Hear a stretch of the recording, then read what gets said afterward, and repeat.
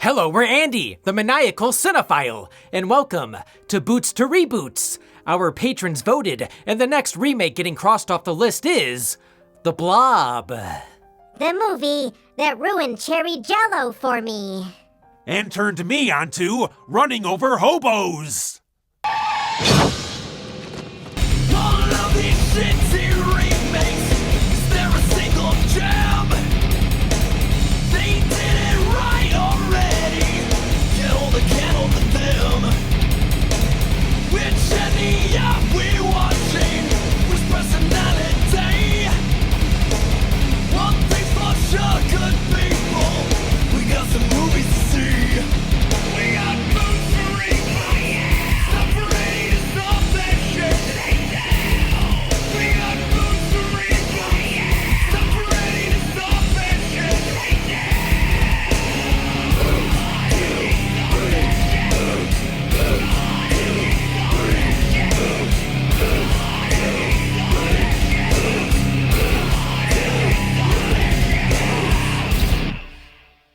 The 1958 original starred Steve McQueen in his first feature film leading role. That is the oldest looking teenager I've ever seen. The budget was only $110,000. Thinking the film would flop, McQueen accepted $3,000 instead of 10% of the profits. The BLOB was a hit and grossed $4 million. He could have made like $4,000. Maybe that's why McQueen disliked The BLOB. He needed that cigarette money. While he didn't smoke on camera, McQueen chain-smoked like crazy. In a close-up, you can see a puff of smoke behind his back. Maybe it was a fart. The film is about a man eating jello that crashes to Earth from outer space inside a meteorite, landing near the small communities of Phoenixville and Downingtown, Pennsylvania. As it consumes living beings, it becomes angrier, larger, and redder in color.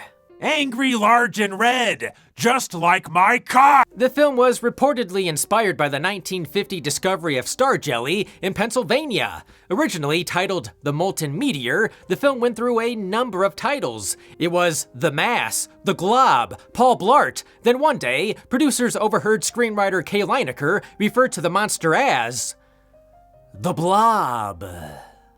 I call it the Bloody Booger. In 1986, New World Pictures purchased the rights to produce a remake of The BLOB, with the original film's director, Jack H. Harris, as executive producer. Before working on the BLOB remake, director Chuck Russell and screenwriter Frank Darabont wrote the screenplay for A Nightmare on Elm Street Part 3, The Dream Warriors. So, let's see if terror has no shape as we cross the BLOB off the list and see if it deserves the boot.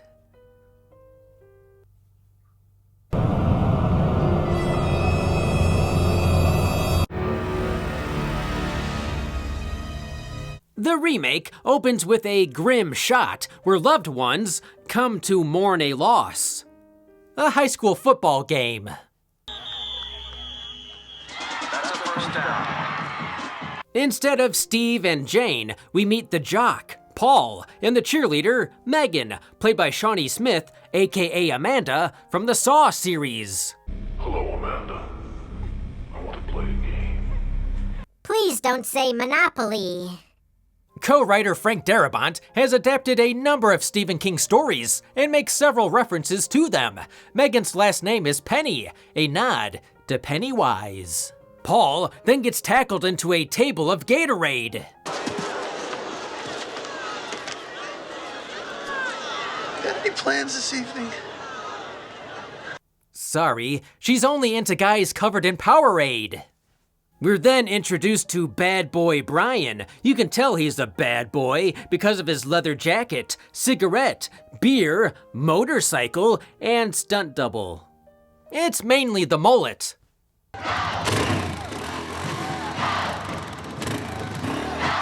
Andy, what is he doing? He's gonna jump that bridge. Why? Because his father went to get cigarettes one day and never came back.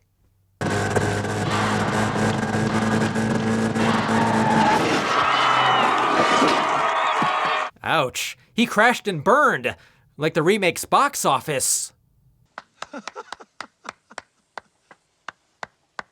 If only he showed that much enthusiasm getting a job! Brian Flagg and the homeless can man are also nods to Randall Flagg and the trash can man found in Stephen King's The Stand. At the drugstore, Paul gives his buddy Scott some money for condoms when he bumps into Reverend Meeker. You want the ribbed or the regular? Ribbed. Funny, he knew Magnum wasn't an option. However, Scott plays it off that the rubbers are really for protection Paul. Hey, come on, Scott, what's the holdup? I can't keep this girl waiting. Boy doesn't need condoms. He needs a muzzle. A muzzle? Now we're getting kinky. Reverend Meeker is played by Del Close, who previously starred in 1972's Beware the Blob as Hobo wearing eye patch. Ew, that may be the grossest thing in the entire movie. Later that evening, we meet Megan's brother Kevin, Danny in the original, and his friend Eddie, who are gonna see the Garden Tool Massacre. He chops up a few teenagers, but don't worry, there's no sex or anything bad. Then why the hell are you seeing it? I will not have you seeing that kind of trash, and that's final. Do you understand? In this house, we watched the Texas Chainsaw Massacre. Paul arrives to pick up Meg, but not before meeting her father. Daddy, I'd like you to meet my friend Paul.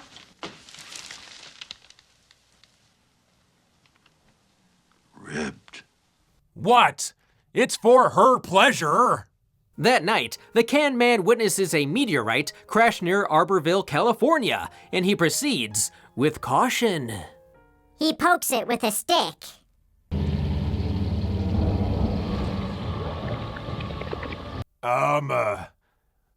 Are we gonna have to blur that? Inside the sphere, a massive slimy substance oozes all over his hand.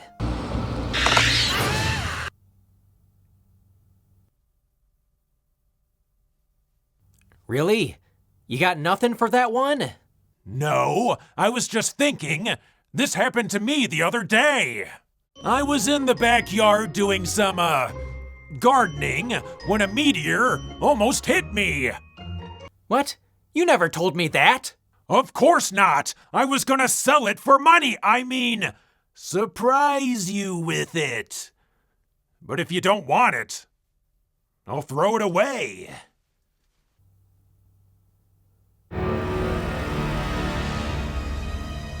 While fixing up his bike, Brian is surprised by the can man.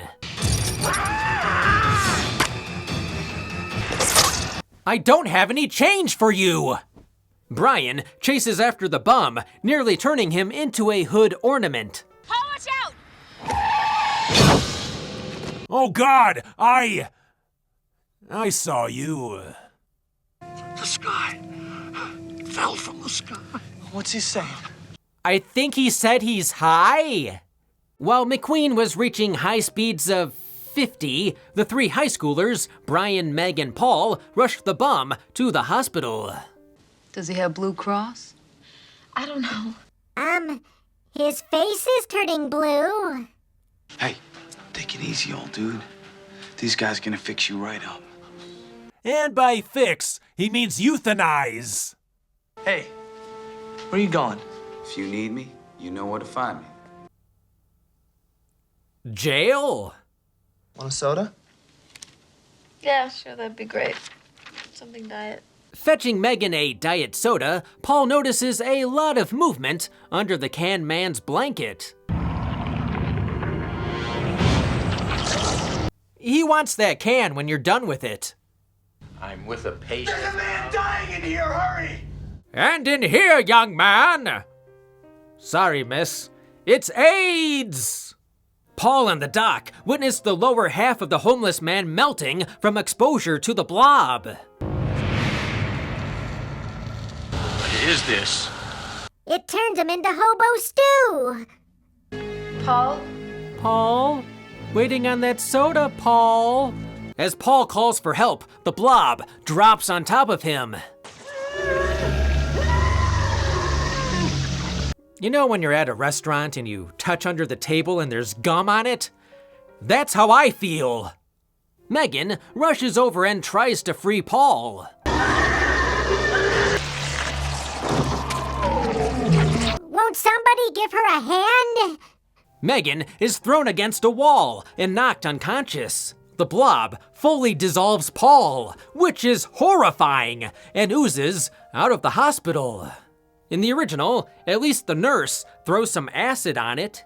Behind you, the trichloroacetic acid.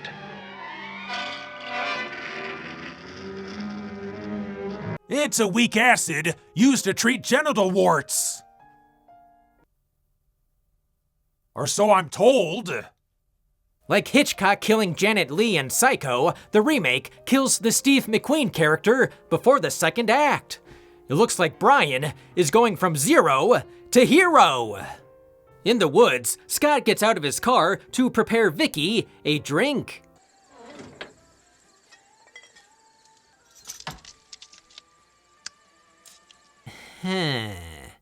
Tell me you're a date rapist without telling me you're a date rapist.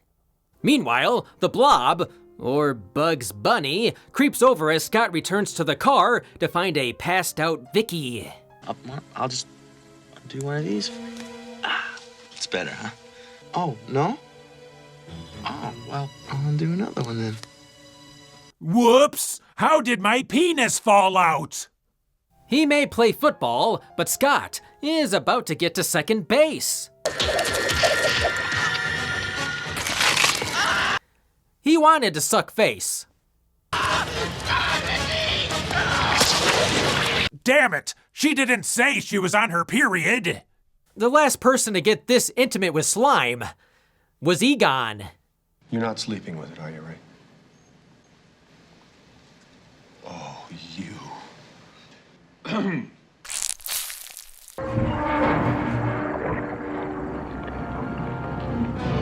Remember, if you're wearing Scott's ring, that means you're his girl. So do we call it the Blob or Scott's girl? Back home, Megan sneaks out while Brian has a rough encounter with the police. Well, I'm in your face to stay. What are you gonna do about it? He likes his bacon with a hint of ginger. Without any evidence, Brian is released before Megan has the chance to bail him out. What do you think they are, Neiman Marcus? They don't take plastic. What about Venmo? Or Bitcoin? The unlikely pair then meet at a diner where Megan tries to tell Brian about the Blob. But you're just like everybody else in this town. You're full of shit, Flag. Unbelievable. No, it's just I've never heard you say the word shit before. She loosens up after a couple of Diet Cokes. Brian's disbelief is shattered when the diner's handyman, George, plunges the sink. Here, I'll get that. I'll get it. Here. He's got this. He drops some pretty big logs. George is then violently pulled into the sink's drain.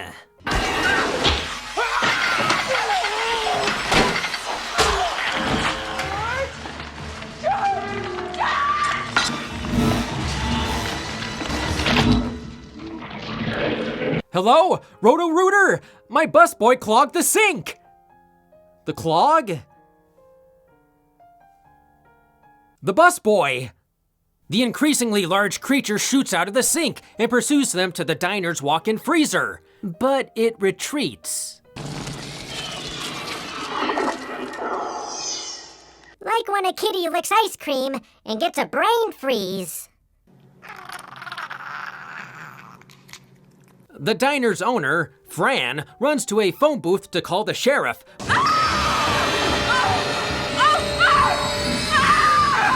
Their response time was incredible. The overhead shot was accomplished using a 3-foot-tall phone booth model, an articulated doll of Fran, and air mortars blasting her.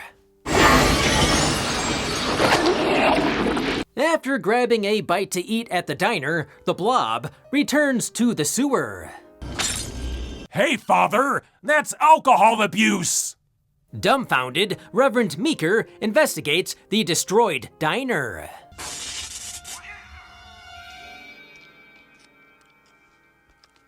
Hey, wait a minute. Wednesday, what are you doing in this movie?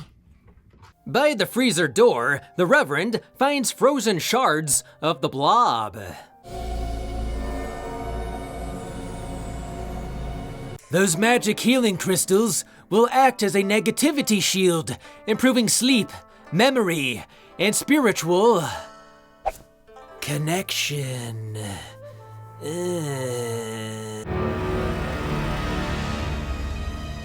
Meg and Brian return to the police station where the dispatcher tells them Deputy Briggs is at the meteor landing site. They discover a military biological containment operation led by a scientist, Dr. Meadows. We're here to help you. Things people say when they're not there to help you. Yes, I You am. experienced any vomiting, nausea, or diarrhea? One usually does after eating at Fran's diner. Dr. Meadows then gives Megan a dinosaur history lesson. And yet they died out almost overnight. The evidence suggests that a meteor fell to Earth bearing an alien bacteria. Bullshit! Everyone knows dinosaur bones are fake! But if it's a germ, it's the biggest son of a bitch you've ever seen. He's never played in a Chuck E. Cheese ball pit. Meanwhile, Kevin and Eddie are watching Garden Tool Massacre, but when the AC stops working, the projectionist alerts his manager. Did you see my sick yo-yo trick? Dr. Meadows then orders the two teens into a van where they'll be taken to town, which is under quarantine. Brian, what is with you? You're acting like a complete jerk. I have a problem with authority figures. It all started when his mother told him no booze before daycare. All I know is I saw a bunch of unmarked trucks. I think this whole thing stinks. Megan has been silently farting.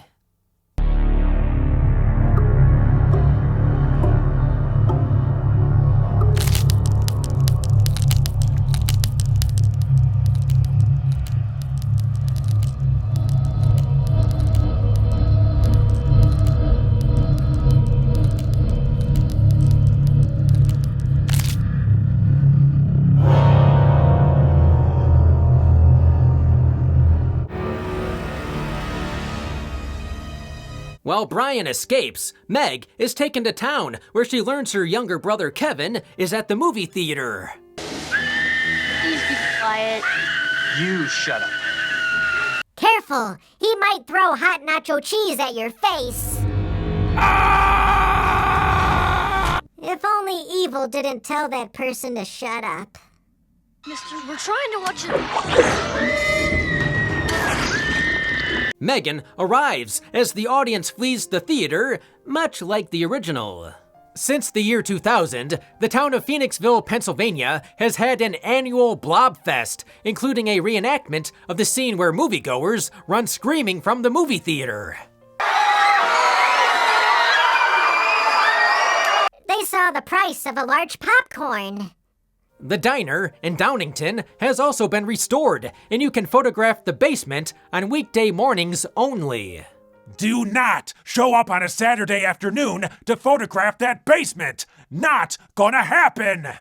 The Blob enters the theater, killing several staff and audience members. Whoa, this 4D movie is awesome! So that's why the floor is always sticky. Megan rescues her brother Kevin and his buddy Eddie from the theater. However, the three become trapped in the alley, and the only way out is down. Great, now she has to fight the Blob and fried hair. Back in the woods, Brian learns the Blob is really a biological warfare experiment created during the Cold War. It grew into a mixture of bacteria mutated from outer space radiation. By all accounts, it's at least 1,000 times its original mass.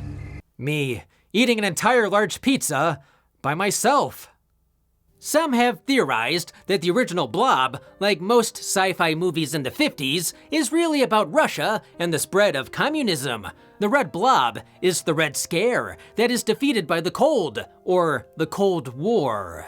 The remake dives deeper into conspiracy theories by making the threat a bioweapon created by a secret government agency to beat the Russians.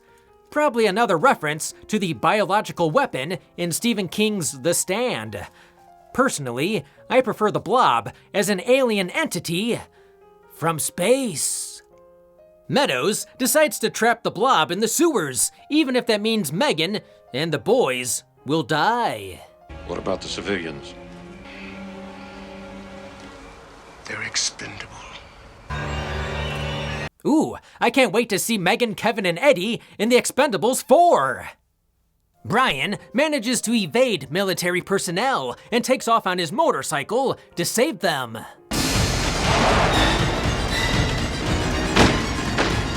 When the paper boy has broken his last window.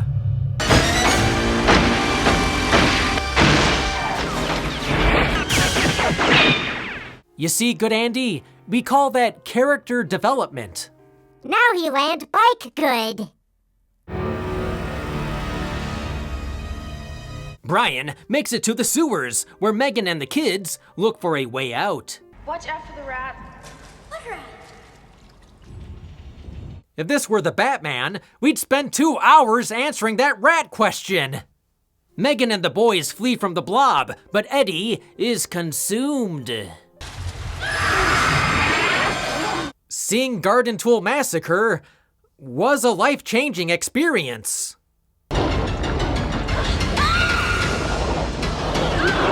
If only someone would save Megan from that prolapsed anus! 3 Stooges show up to help, and they're dead.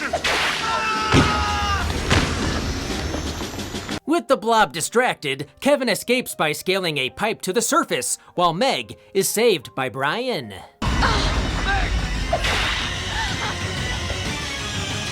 Hopefully, he's taking her to the nearest salon to treat those split ends. Having reached a dead end, the only way forward is back through the Blob.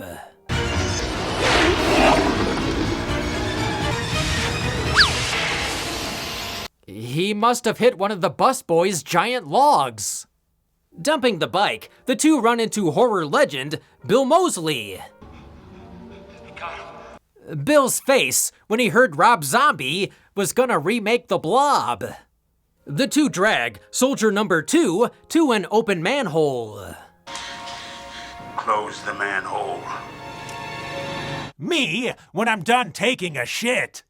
The 3 are sealed in with nowhere to go. Luckily, the soldier has a rocket launcher, which Brian uses to create an exit. All right, Meadows, you won't listen to me. Listen to this. Every night she walks up in my dreams, she's a mentor from the stars. And I'm proud I am the only one who's special in her heart. Blasting his way to the surface, Brian confronts Meadows in front of the town and Deputy Briggs. It's a lie! All of it! They say you eat 8 spiders a year in your sleep, but you can eat more. Meadows tries to convince everyone Brian is contaminated and must die. When that fails, Meadows goes to shoot Brian, but is killed by the Blob. That, or his hemorrhoids flared up.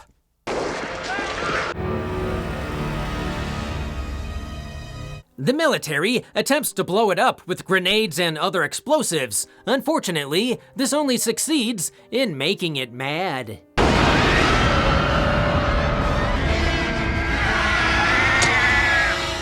I see Bad Dragon released a new dildo. The Blob chows down, while Reverend Meeker proclaims the scene to be the prophesized end of the world, after which a failed flamethrower attack sets him ablaze.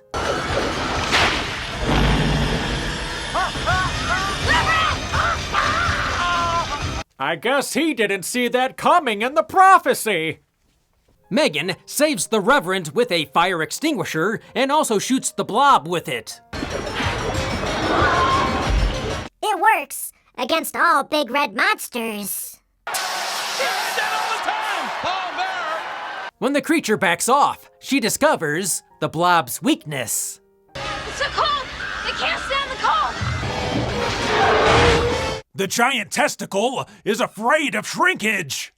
In the original, Steve and Jane are trapped in the town diner, but in the remake, the survivors retreat to the town hall and hold the blob off with furniture barricades and fire extinguishers. However, it's a losing battle. The blob engulfs the building and devours Deputy Briggs.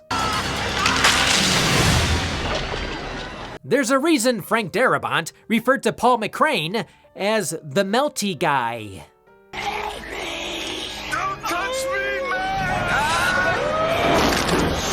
Brian goes to the town's garage and gets a snowmaker truck that has canisters of liquid nitrogen attached. As the blob is about to consume Meg and her family, Brian shoots ropes at it.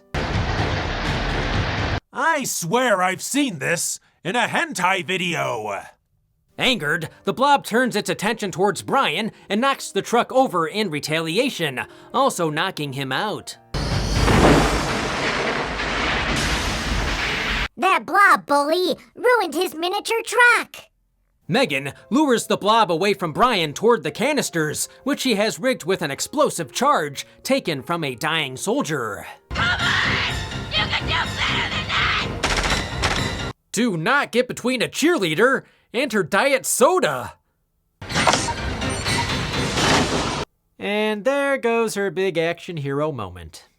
The blob is about to devour Megan, but Brian grabs her before the charges go off, blowing up the liquid nitrogen and freezing the blob.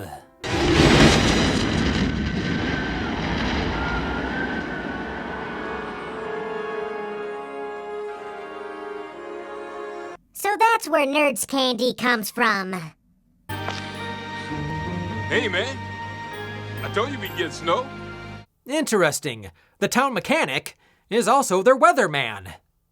Moss Woodley stores the blob's crystallized remains in the town ice house. However, in the original, the Air Force transports the frozen blob to the Arctic, realizing it will stop, but not kill it. Yeah, as long as the Arctic stays cold, huh?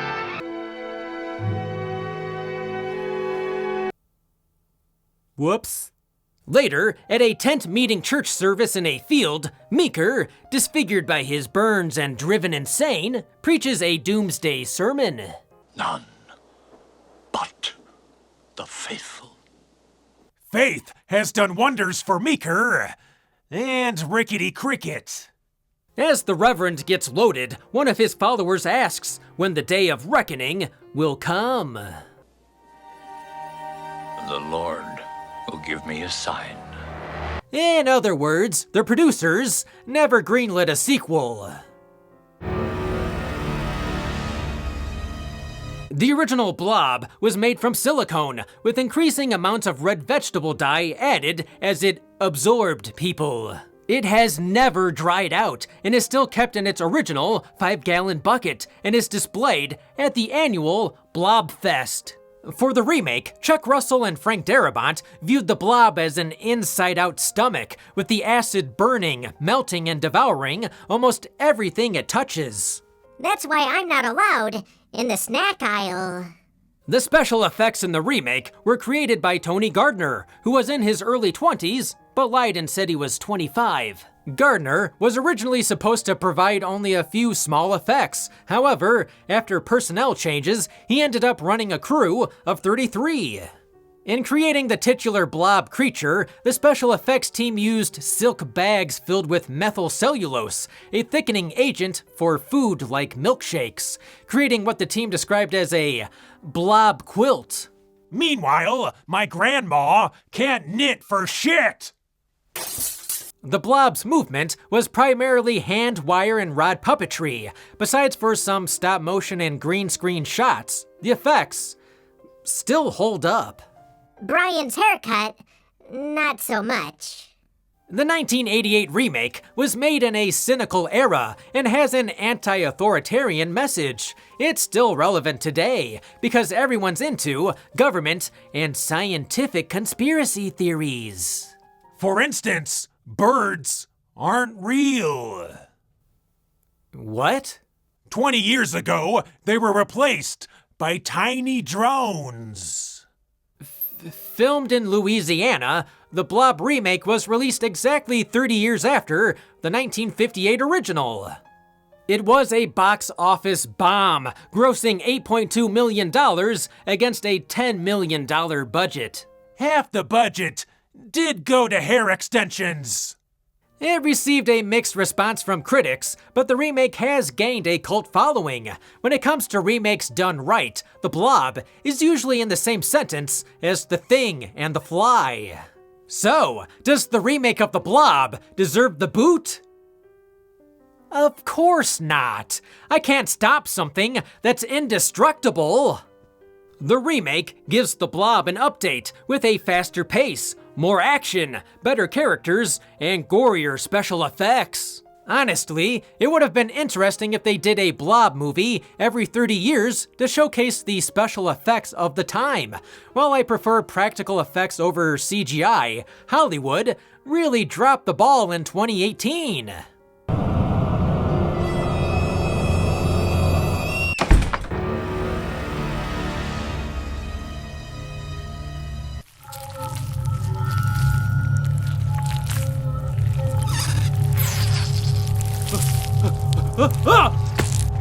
The hell? Is this some kind of collector's edition bonus feature?